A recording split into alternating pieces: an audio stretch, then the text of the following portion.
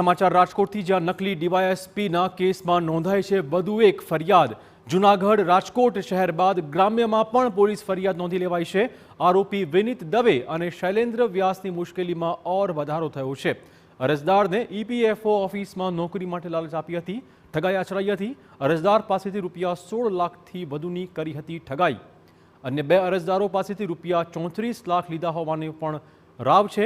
Gondal સીટીબી division પોલીસે આ કેસમાં કાર્યવાહી આરંભી છે।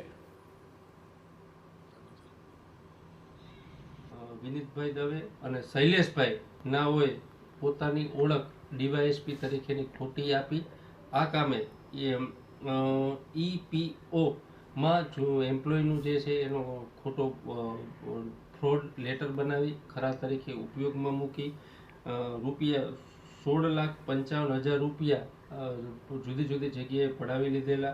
બાદ આ કામે સાહેદો સાથે પણ તેઓએ છેતરપિંડી કરી।